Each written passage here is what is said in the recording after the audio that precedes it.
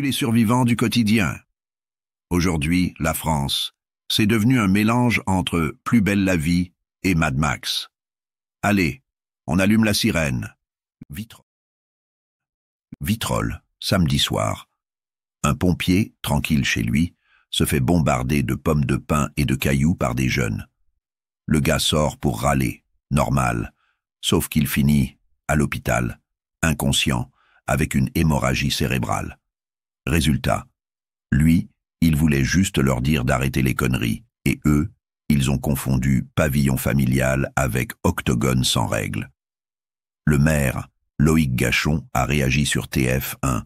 Ce n'est pas banal, même si on commence à être habitué à ces faits de violence. Ah bah oui Loïc, en 2025, voir un pompier tabassé, c'est presque devenu aussi courant qu'un radar automatique sur la route. Direction, Fougères, en Ille-et-Vilaine. Une famille rentre tranquille chez elle, quand soudain, pan, pan, pan, leur voiture se fait cribler de plomb sur la route de la forêt. La maman pense d'abord que c'est des glands qui tombent. Alors déjà, si les glands font des trous dans ta portière, faut peut-être changer de forêt. Bref, pas de blessés, heureusement. Mais le gosse de 6 ans a dû se dire « Papa, c'est ça la balade du dimanche ?» La gendarmerie enquête et la thèse du chasseur a été écartée parce que ce jour-là, la chasse était interdite. Donc soit c'était un fou avec un fusil, soit un sanglier qui a fait un stage commando. Et là, on touche le fond, avec du samplon 95.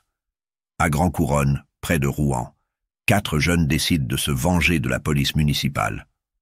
Pourquoi? Parce qu'on leur a confisqué une motocross. Résultat, ils prennent de l'essence, cassent une porte et foutent le feu à la mairie. Logique.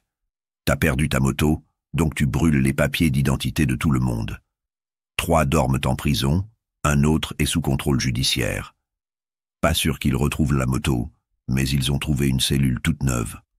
Le procureur parle d'attaque contre l'autorité publique. Ouais.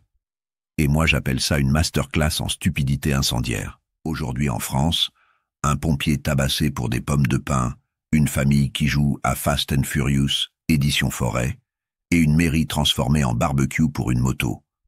On est à 2 semaines de voir Koh-Lanta, zone urbaine. Bref, prenez soin de vous, évitez les forêts, les ados et les motos. Et surtout, restez allumés, mais pas comme les mairies. C'était Chuck Actu, l'actu qui pique, mais qui fait rire jaune. À demain.